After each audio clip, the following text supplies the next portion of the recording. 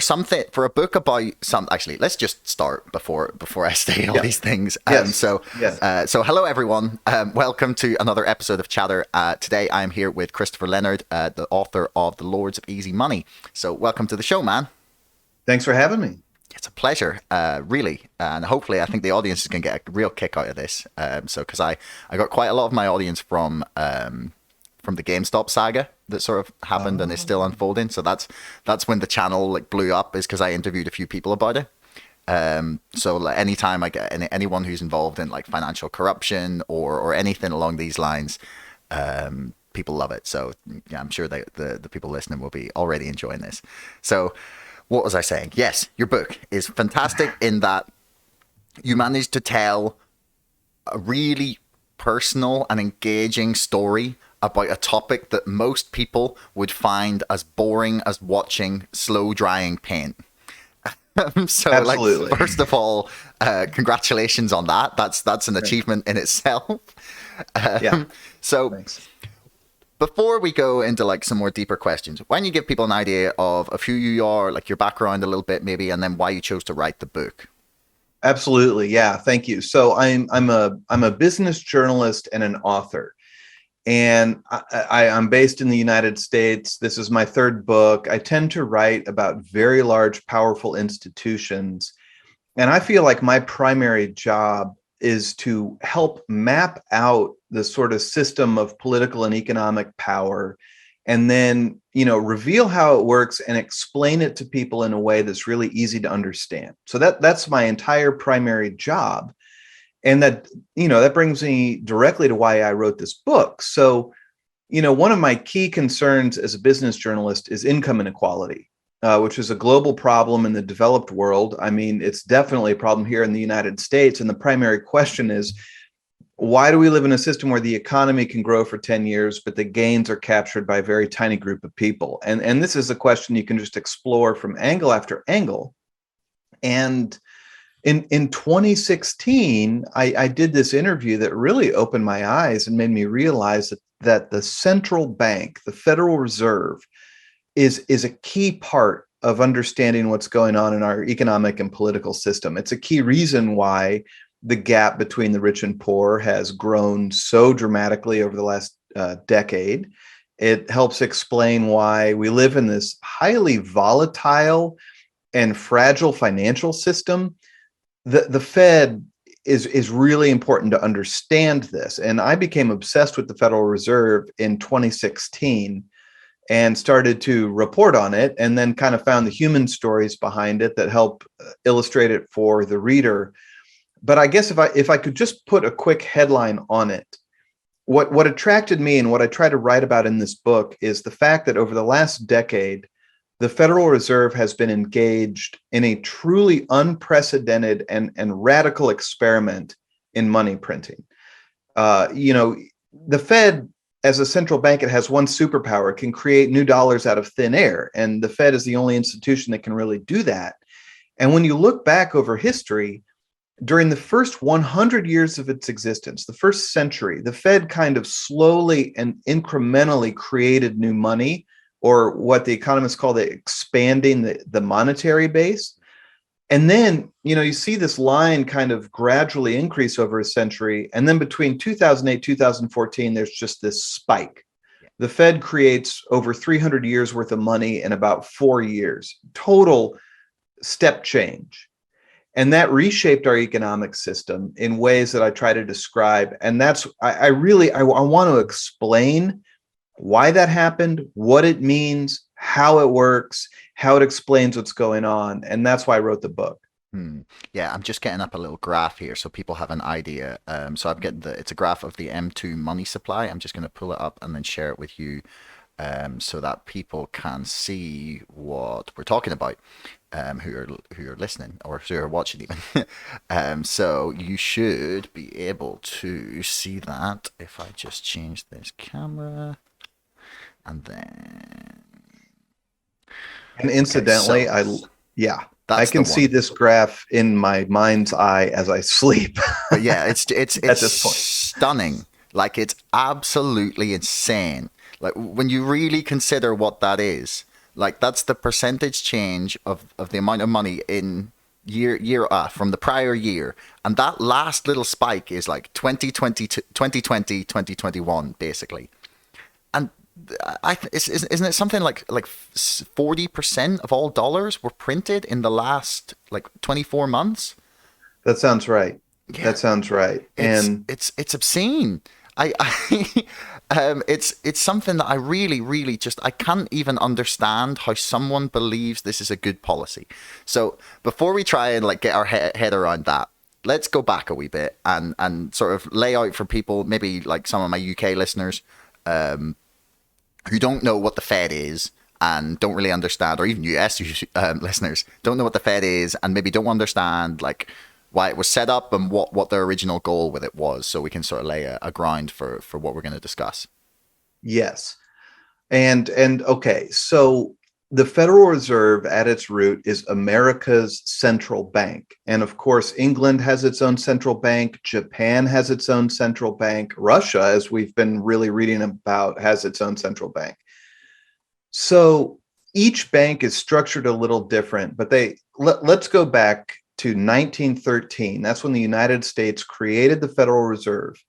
And you know, the United States resisted creating a central bank for really over a century. And we would create one and then get rid of it and then create it again. And the reason why we were so hesitant to create a central bank is it represents so much centralized power. And there was this theory in America that we really needed to decentralize economic power. At least there was, you know, back in the early decades of the country. But the central bank is really necessary to do two key things. The first is that a central bank can create a common currency for a nation. And you know, in the United States, it's pretty fascinating. In the late 1800s, we literally had thousands of currencies in this country, which is kind of interesting. Thousands of currencies. So Really? yes, Okay. which is Like interesting what? for the crypto, you know, conversation. This is an interesting parallel. So let's go back to like 1900. A bank in Illinois would literally issue its own currency, its own bills. And if I lived in Illinois, I would get those bills as a representation of the money that was inside the bank or the stored value. But if I went to Oregon, they would have a different bank issue, you know, a different currency, or maybe 5 currencies issued by banks in Oregon. And so if I'm checking into a hotel, I'm carrying this currency from Illinois, and we have to have a discussion about how sound my currency is. How sound is that bank in Illinois that issued this currency? Whoa. And yeah, I this had is no idea this went on. this went on. And again, to me, it's kind of mind-blowing. Thousands of currencies in the United States. And then we started to standardize currencies somewhat by creating these chartered national banks. But now we're still talking, we've got dozens of currencies, large scale currencies. And it's a recipe for financial chaos. And financial chaos really did dominate the American financial scene for decades, particularly like, you know, after we created a modern industrial capitalist society after the Civil War in the 1850s. That was a period defined by currency volatility, long bouts of deflation, and most importantly, these periodic bank panics.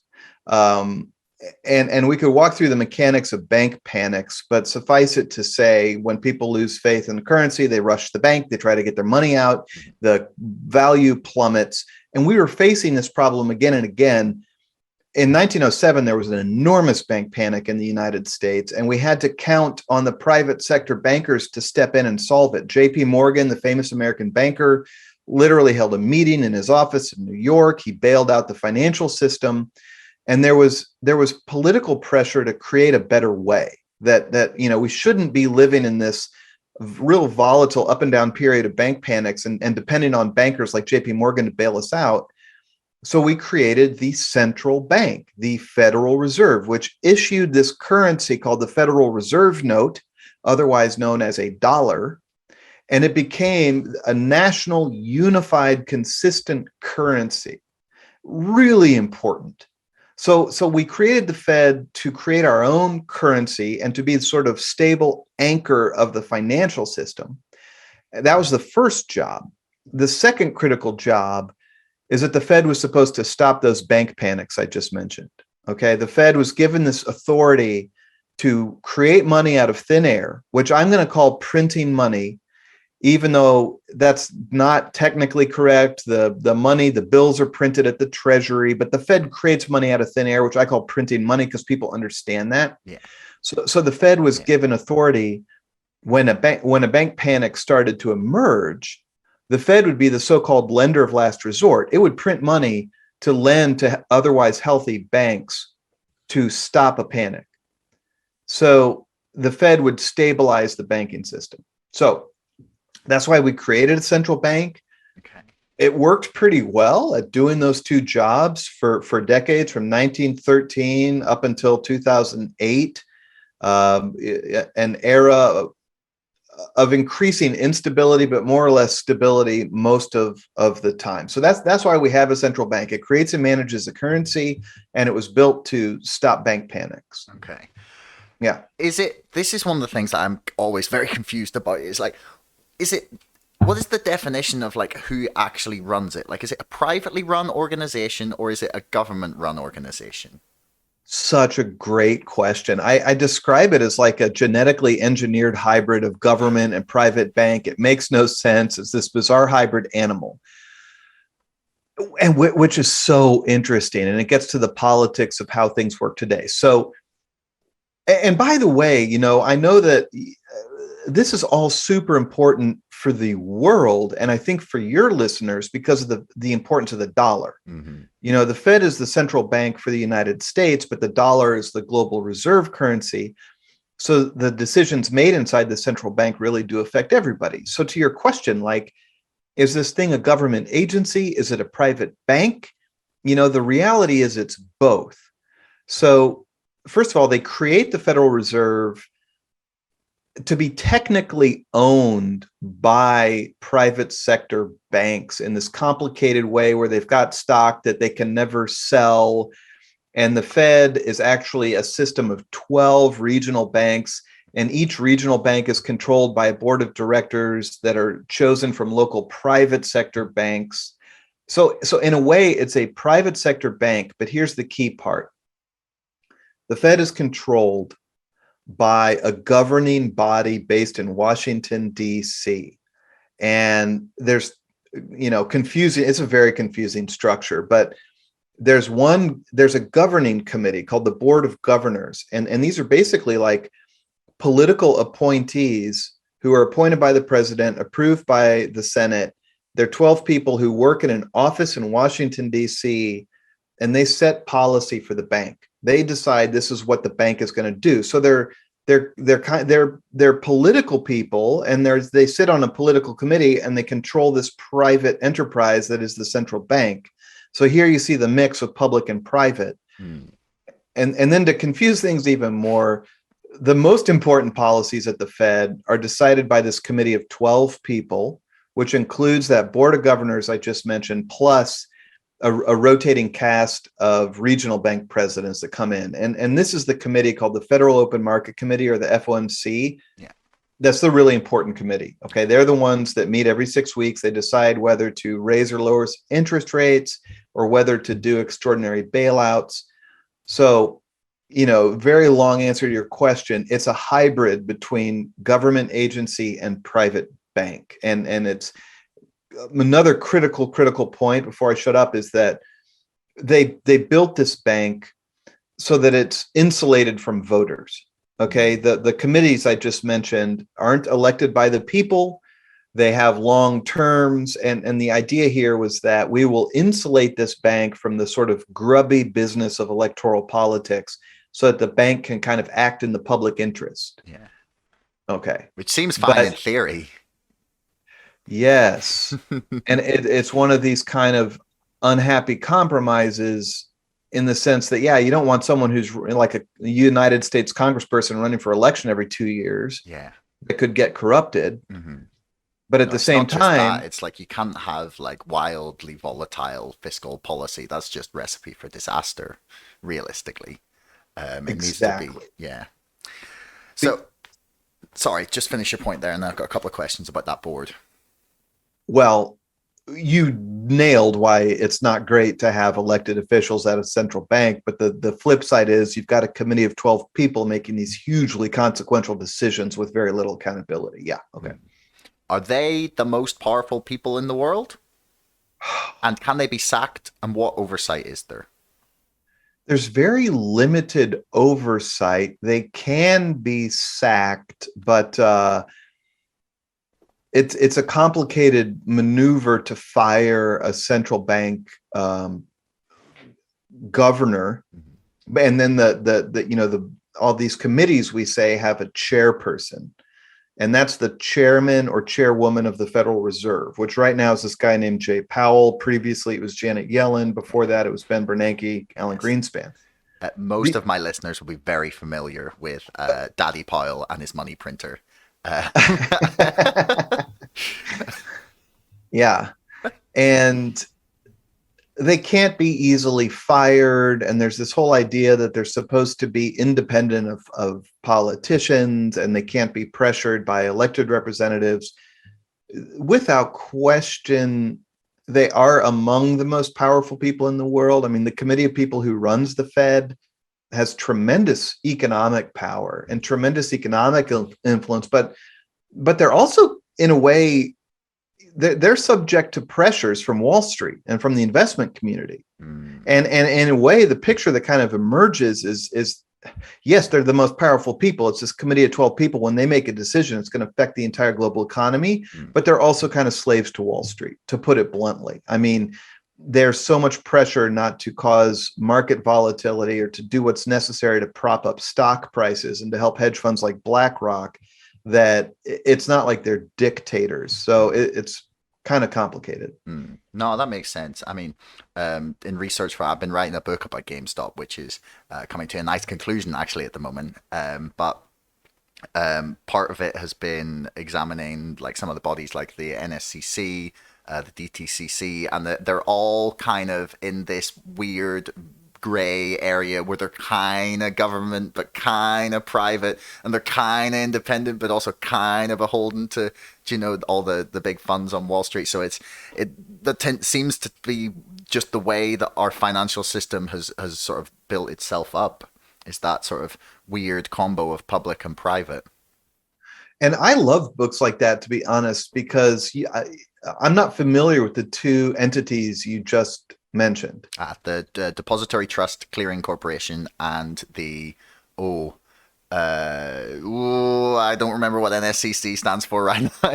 Yeah. But yeah, they're two bodies that are involved in the clearing of trades. It's like the T+2 settlement date. They're the ones that's the clearing house that basically like oversees all of that for the entire stock market, basically. So they there was a lot of stuff that went on with GameStop and with Robinhood, where there was like claims that they had been not margin called, but they'd been sent for like they'd been told to put up huge sums of money, basically due to the volatility in the trades they were making in order to because there was a lot of people buying GameStop and AMC and a lot of stocks, and then the price became ridiculously pumped up, and then the volatility meant that there was like capital requirements needed to be posted to cover all the trades, and then that's when they turned off the buy button.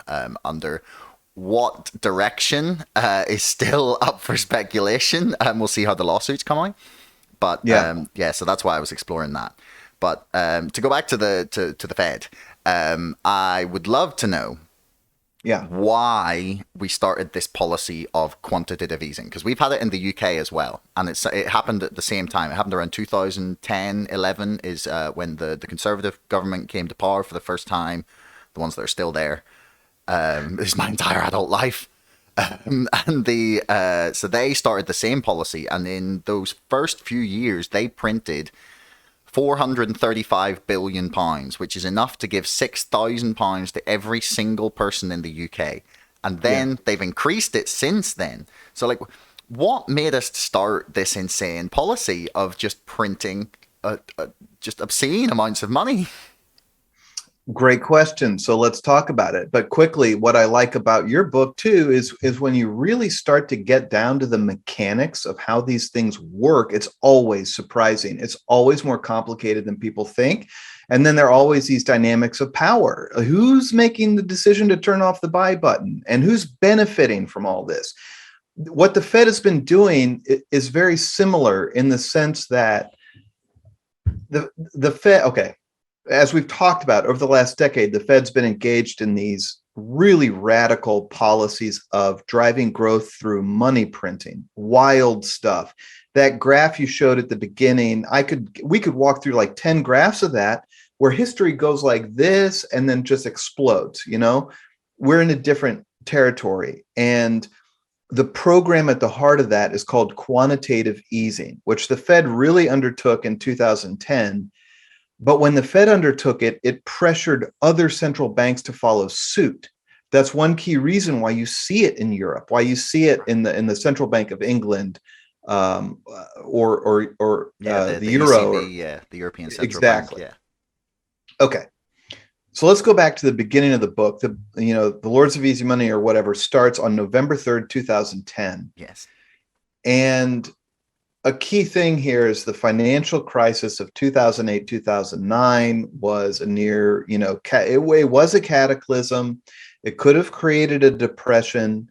I just want to emphasize the point that the Federal Reserve was largely responsible for that crisis because it had kept money so cheap for so long that it stoked these huge bubbles in the market for housing and stocks, what we call asset bubbles. When a central bank keeps lending too cheap for too long, it creates inflation. We all know that, right? Like the whole problem is if you keep money too cheap and too easy, it creates inflation.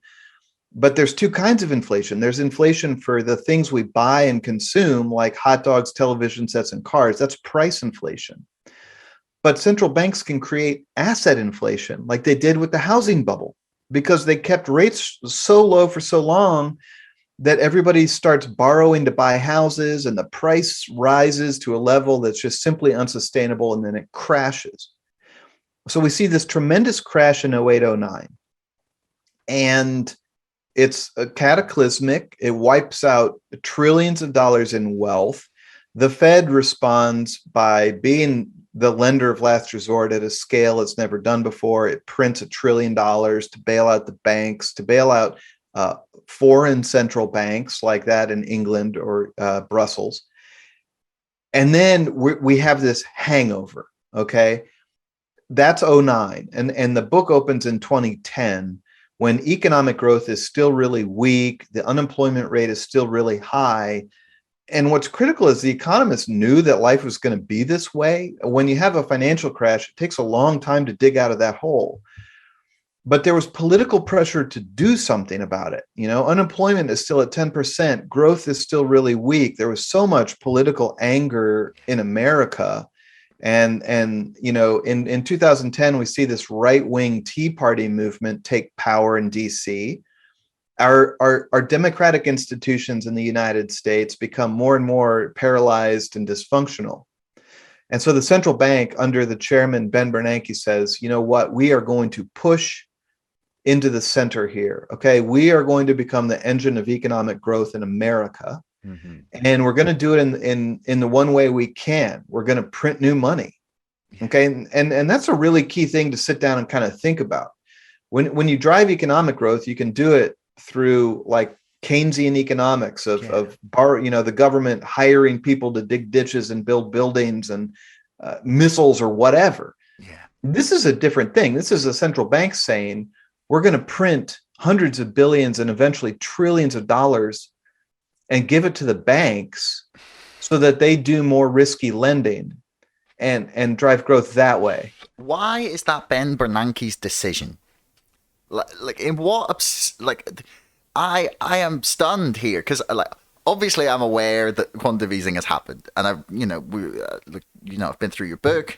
And I've seen that this is the case, that it was driven by the Fed, but like it's just dawned on me right there, this second, is like, why the fuck is that Ben Bernanke's decision? Like, he wasn't fucking elected. He's not Congress, and I'm fairly sure they're the only ones that are allowed to tax, or at least allocate spending.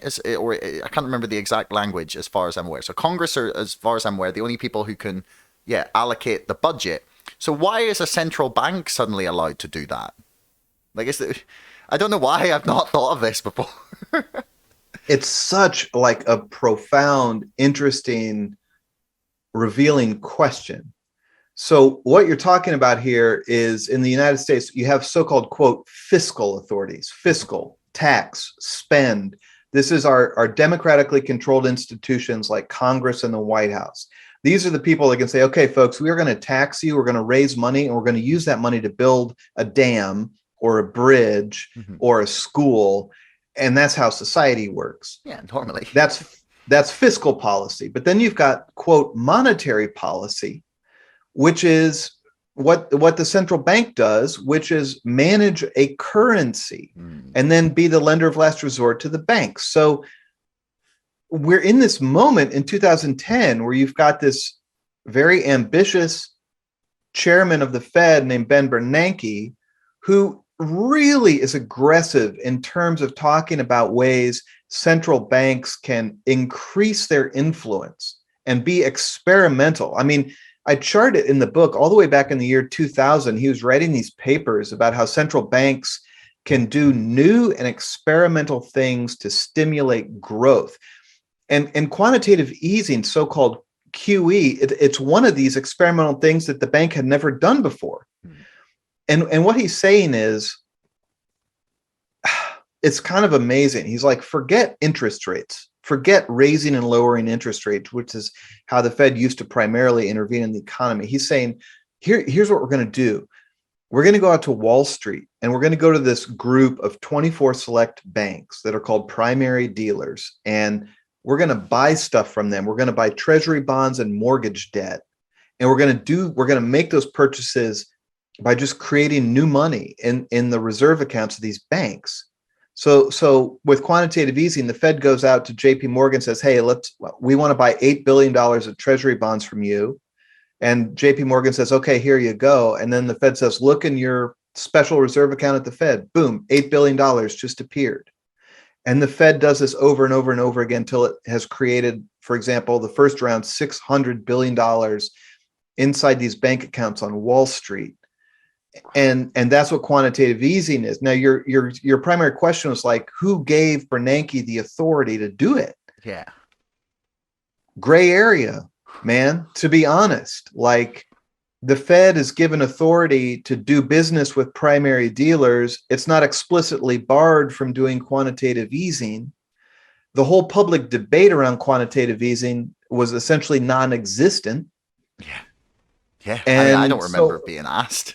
I mean, I was pretty young, but I don't remember anyone else being asked.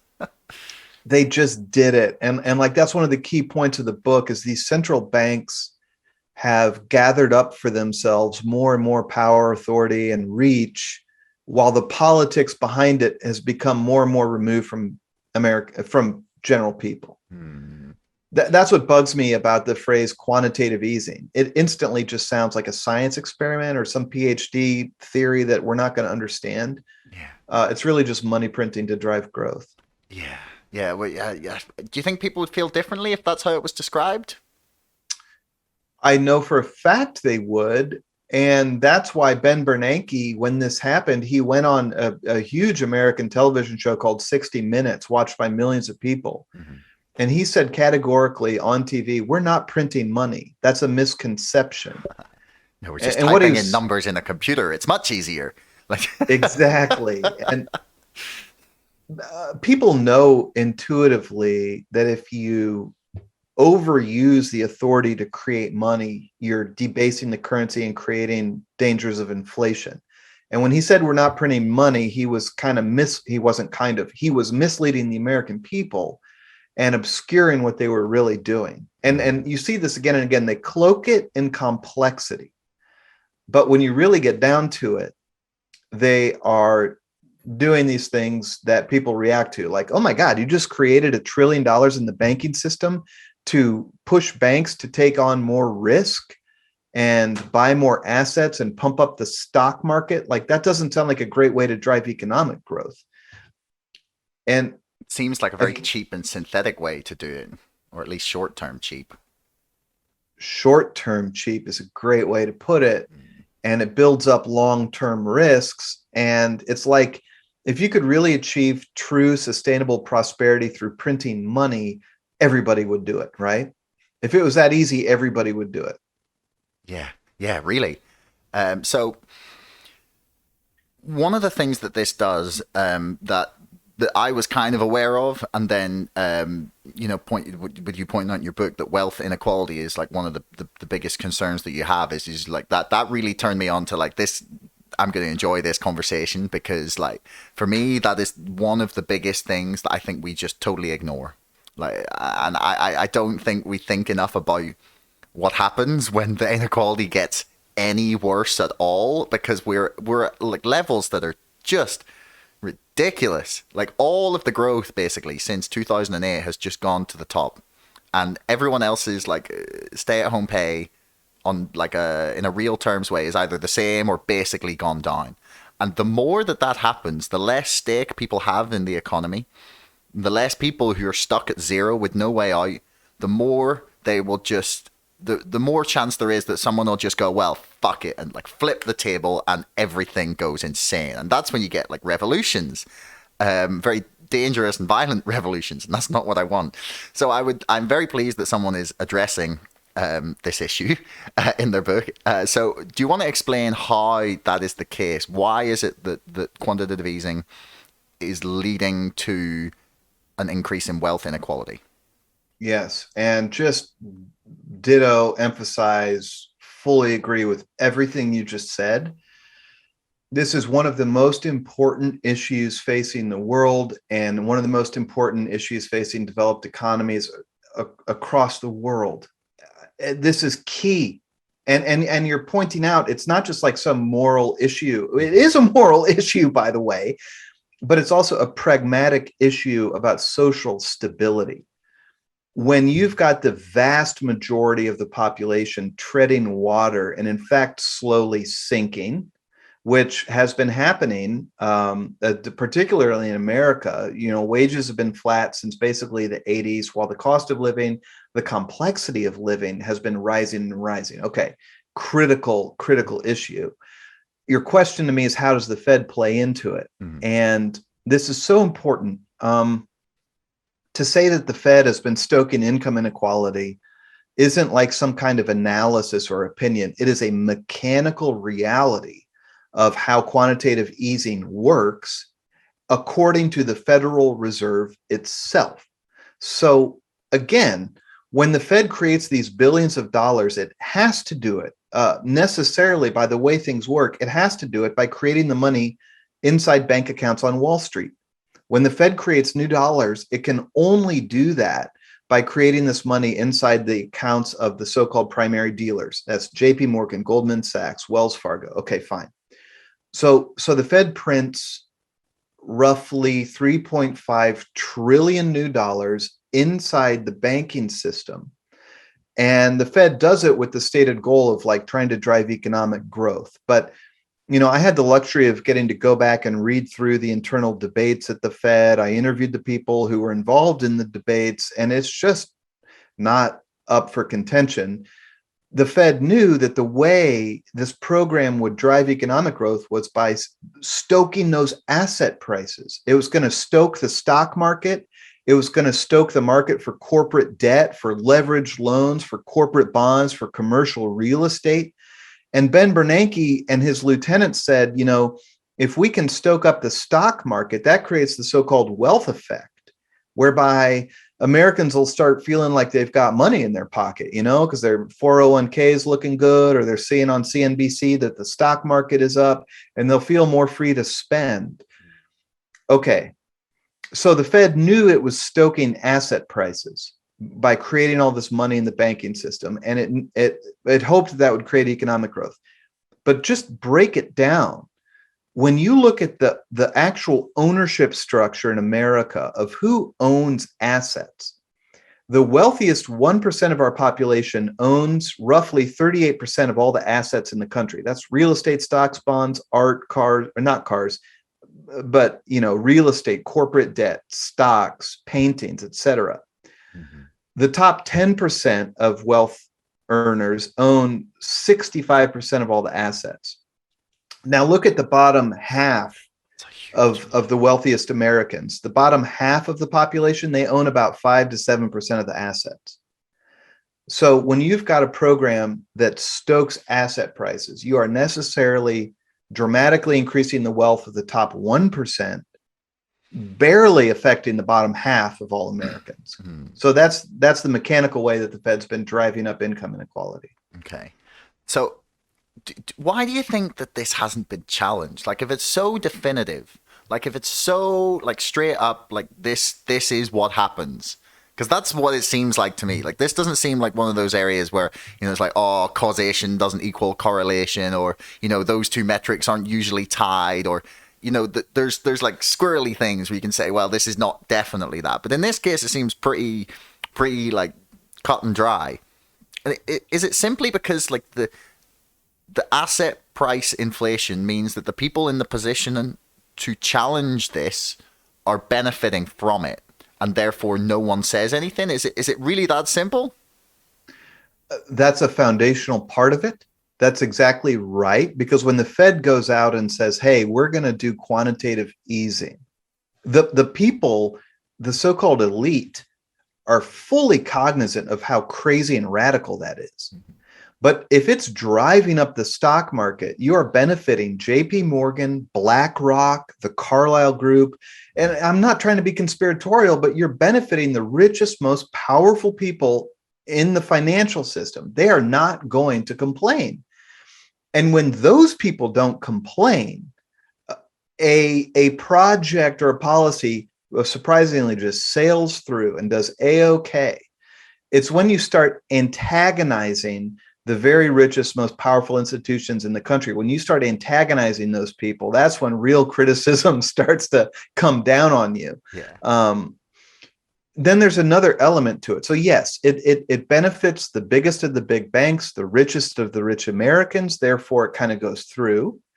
The second key thing is, as we've discussed, the politics of the Fed becomes so kind of arcane and obscure that most people just don't even pay attention to it.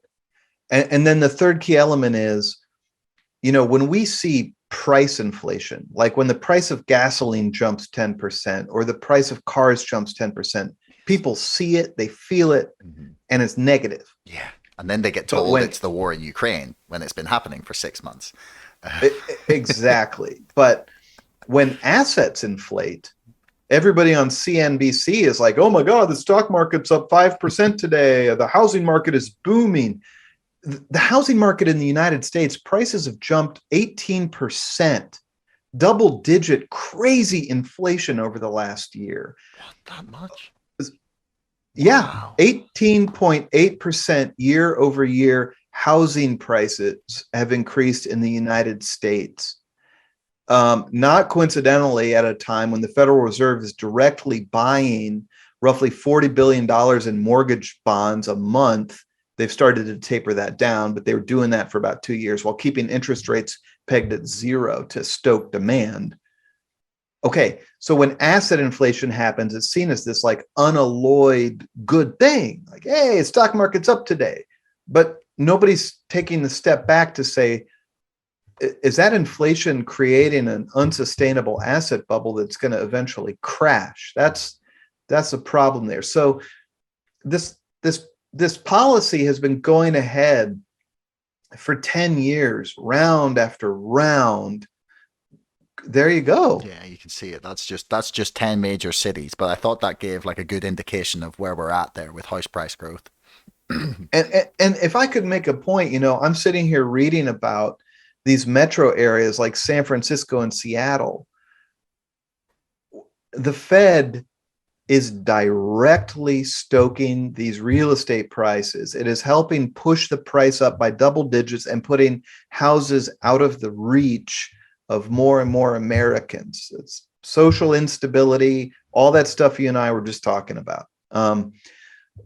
So anyway, over the last decade, these policies just, it's like, I mean, I hate to use a cliche, but the frog is in the water that's slowly heating up and he doesn't feel it and then it's boiling. That's sort of where we are with these policies. Yeah. So right. So they started this policy in then 2010. It spread out sort of through the world as a result, and then to fast forward then a little bit to the kind of third part of your book and the situation we were in. I think it was September of 2019. Yeah. With yeah. So essentially, I've heard a few people mention this to me, and sort of claim that we were on the precipice of like economic ruin in 2019, and I was like, how did I not hear about this? Like, how did I not know? So like, was that a reality? Like, is that where we were? Yes. Isn't that crazy? Mm-hmm. When you read about this stuff, like, I call it being Fedpilled. Like, that's amazing. Yeah, I mean, in September, I'm gonna title the episode that. Yeah, and it's like there's this group of people who watch this stuff, and you feel kind of crazy. But I mean, I walk through it in black and white. Like in September of 2019, before a single case of COVID was not only recorded, but I think even existed, we had the beginnings of a financial crisis in the United States. And I'll walk through it really quickly, but a really fascinating little time period exists between about 2016, 2017, 2019, which is this period where the Federal Reserve realizes, like, my gosh, we have got to stop doing this. We are pumping up asset prices to a dangerously high level. We might create price inflation. And the Fed was trying to pull back. It was trying to reverse these programs, but every time it did, the markets would basically short circuit and start to fall. Okay, quickly. Why would that be the case? Just can you give like a basic explanation of that? The basic explanation is, if you spend several years patiently pumping up asset prices to an ultra high level, the minute you start to pull back, the markets react rationally and say, oh, well, this investment we made in a 0% interest rate environment is not going to make any sense in a 2% interest environment. I am taking my money out of that crazily risky asset, like, a fracking leveraged loan that doesn't make any sense. I'm going to, if interest rates are really climbing up to 2%, I'm going to take my money out of that risky thing and I'm going to move it into a safer thing. And part of that, I walk through this, but, think about the 10-year treasury bond as sort of like a savings account for Wall Street. It's where you can stash your money in a really safe way. If that 10-year treasury bond is paying you 4%, well, that's not a bad return. You can stash your money really safely in a 4% 10-year treasury. What the Fed's been doing for a decade is making sure you don't have that savings account. They've been keeping those yields really low, so I can barely earn anything on a 10-year treasury. So I'm going to put my cash out into these riskier instruments, like all the corporate leveraged loans. But when you raise interest rates, you change that equation. Those asset prices you've been patiently pumping up for 10 years are going to start to fall. And if you've been doing it very aggressively, those prices are going to fall far and fast. And so the Fed found itself in the position of, every time it tried to pull back, the markets reacted and asset prices started to fall, as they naturally would, because they were stoked up through easy money in the first place. And this really culminated actually in late 2018, when the market finally took seriously the fact that the Fed was going to tighten. The markets went down. They didn't just go down, but they went down in this synchronized way. where commodities, bonds, and stocks all fell at the same time, which is kind of not supposed to happen. And the Fed stopped tightening. And then the crisis of September 2019 was different in that the Fed was, we've talked about how they pumped all this cash into the Wall Street banking system. Mm-hmm. They were trying to take that cash back out. They'd been doing quantitative easing, and now they were trying to do something called quantitative tightening. And those cash levels on Wall Street began to steadily sink.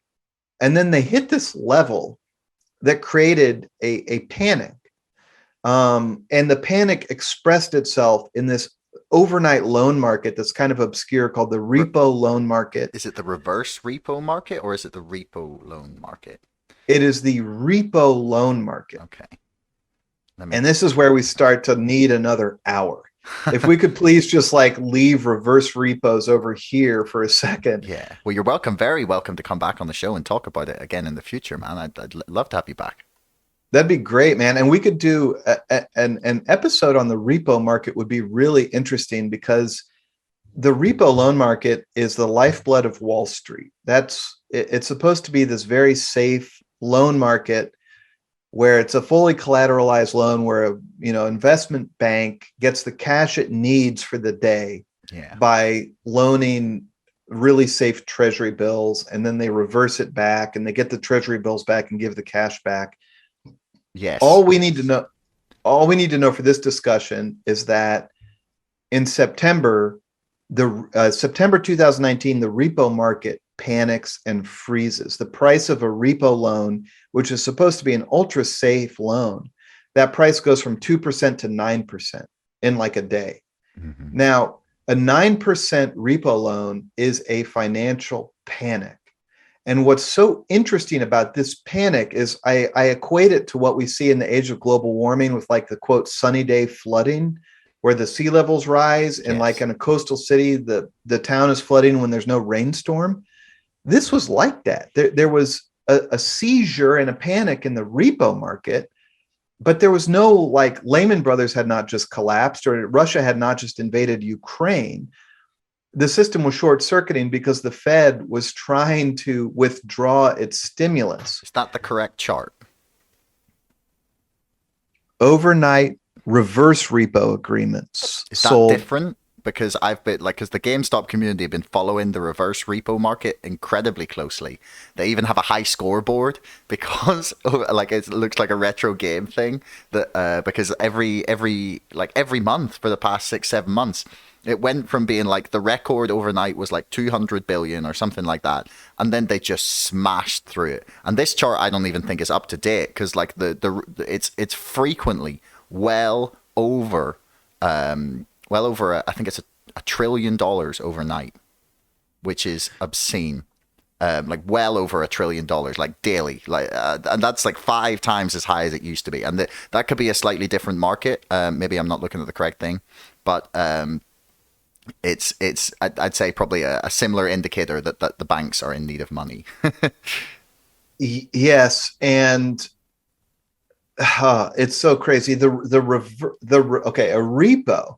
A repo loan is where I give you treasury bills mm-hmm. and you give me the cash equivalent, and that's a repo loan.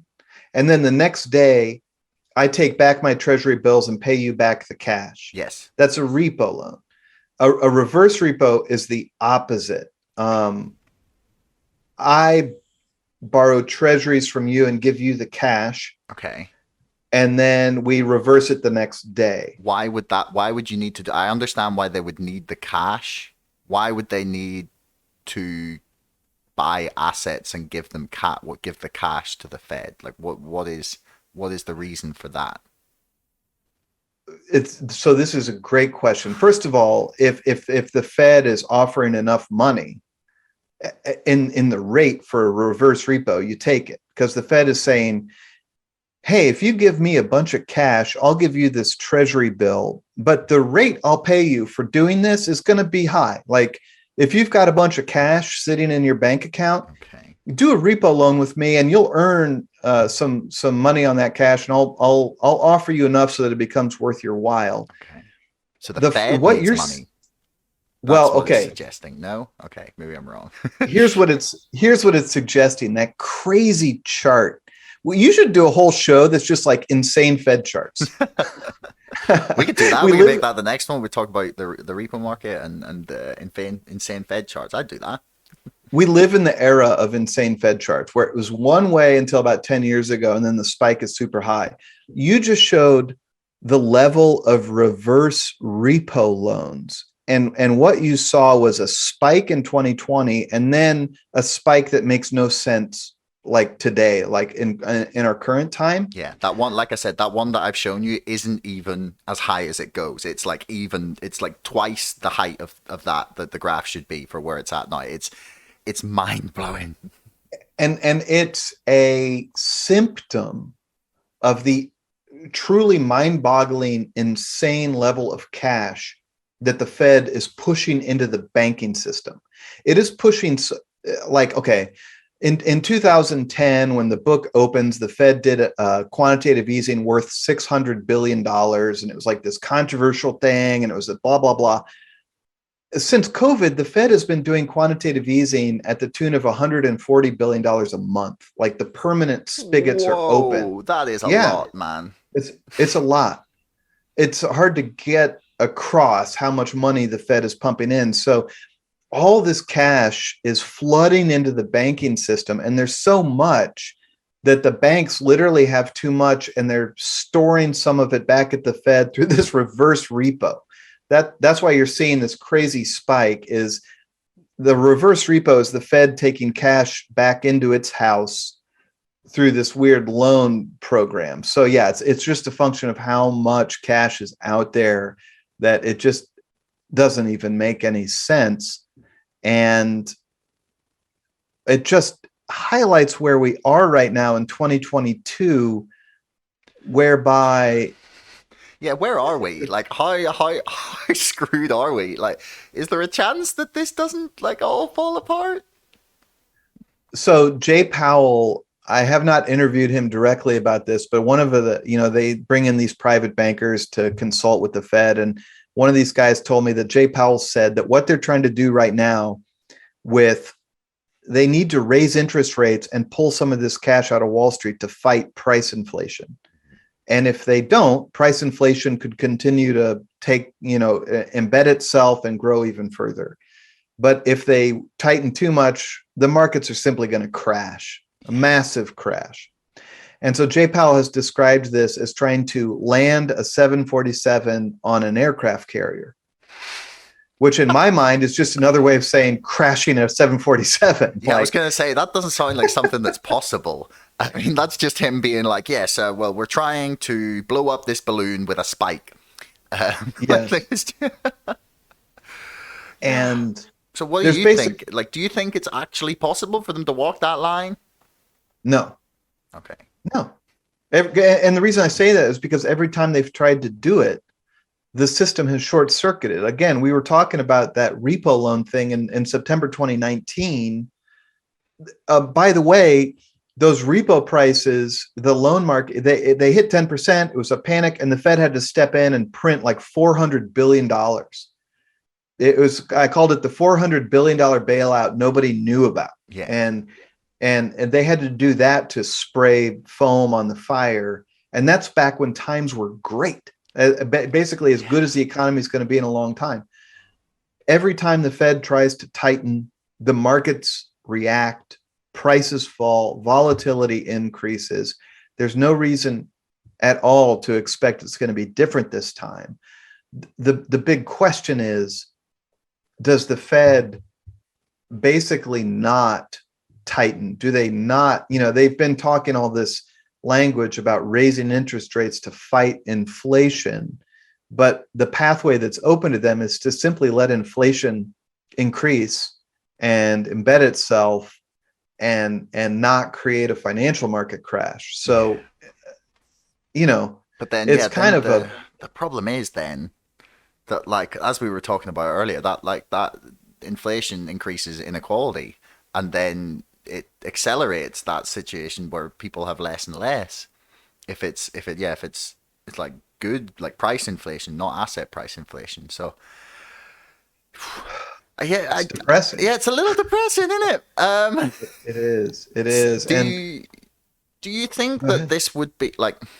Because normally, what's happened in the past, whenever we've had like a big crisis of some form, whether financial or otherwise, is that we have whatever happens. Nobody saw it coming, except always some people say it's coming and they were ignored. Most of the time, at least, anyway. And then afterwards, the kind of autopsy begins of like, oh, how could we have let this happen? And some sort of new rules and regulations will be put in place. Now, what happened after 2008? I mean, I'm not particularly convinced that that was a sufficient amount of regulation put in place, or anything that would prevent the same things happening again. Basically, even the things that were in there in it's not Dodd. Is it Dodd Frank? Was that the? It is It's Dodd Dodd Frank. Frank. Yeah. All the things that were put in there. Most of them were then stripped back out by the Trump administration. So, like 2008 basically gave us nothing in terms of like reform, in my mind at least. Anyway, I could be wrong there. But do you see a crash this time being followed by some learning of lessons and maybe someone potentially owning up to having done things that made it more possible? Like, do you think we will see a reckoning of some form? So let me answer that question. But before I do, I think Dodd-Frank, which was the big financial reform package passed by Congress, it was worse than nothing in a significant way. Okay. Because with Dodd-Frank, we got the worst of both worlds. First of all, it initiated absolutely zero structural reform.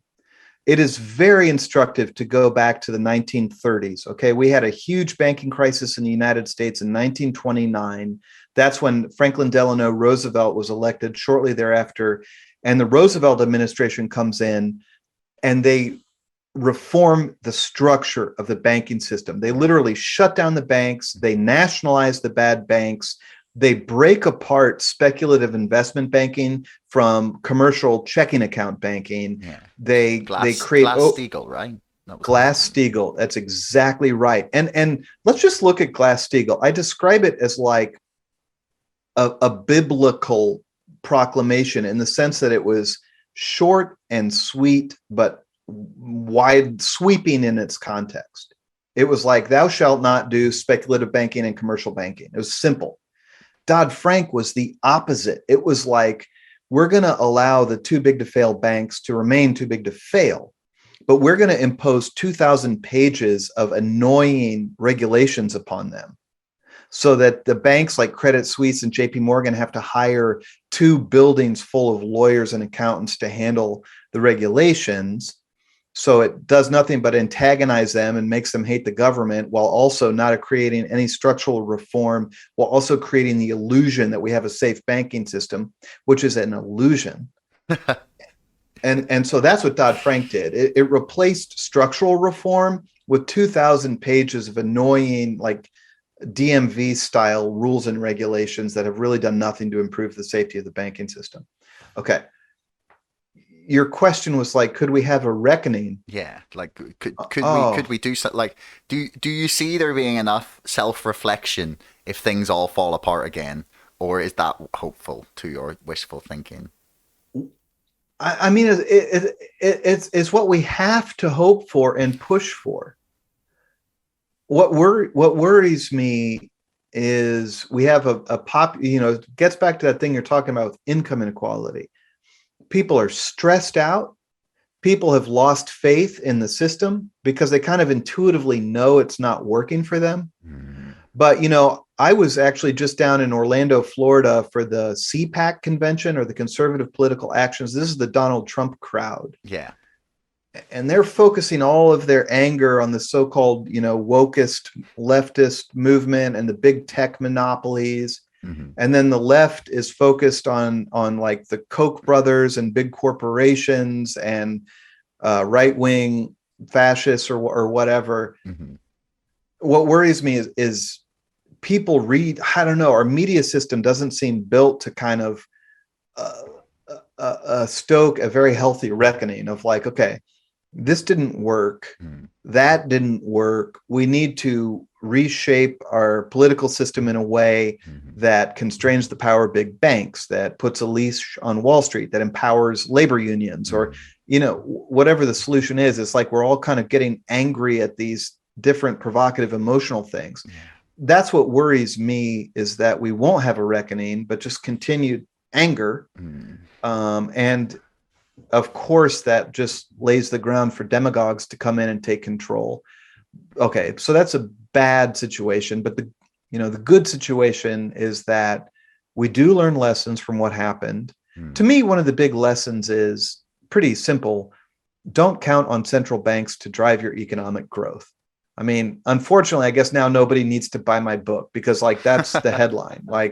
Central banks can't do it. Don't try to create prosperity through money printing. You've got to do the hard, unsatisfying actual investment and actual policy making. I don't care if you're hardcore conservative or hardcore liberal, but the democratic institutions have got to lay the groundwork for prosperity. You can't leave it to the central banks. Yeah. And I guess that's just, governments need to actually do things that will, they're hard. And I guess that's probably why the Republicans or the conservatives and the Democrats, or the left and the right, end up in that situation, is where it's much more profitable for a media company to tell them what they want to hear instead of challenging their beliefs a little bit. Even because I have a very perhaps half-baked theory that most of us, 90% of us, are basically on the same side about basically everything. Aside from, some very extreme fringe things or a few issues, most of us agree we don't want, if you just went up and be look, we don't want the bankers running the country and we think they're stealing from us. I challenge you to find someone who disagrees with that statement. So I am maybe foolishly optimistic, but that's youth for you, as long as I still have it. But Christopher, unfortunately, I'm going to have to run, but I definitely would love to invite you back for another go, and we'll talk about insane Fed charts and the repo market. But before we finish, do you want to point people towards some of your work and plug something on Twitter, or I don't know? Yeah, thank you. Thank you for the great discussion. My website is christopherleonard.biz, and all my books are on there and articles. And so I really appreciate the discussion. Thank you. No problem, man. It was a pleasure. Great to talk to smart people writing great books. That's always a fun way for me to spend an evening. So awesome. Thank you. Yeah, I will put links for everything in the description below. And until next time. Okay. Thanks for making it all the way to the end of the podcast.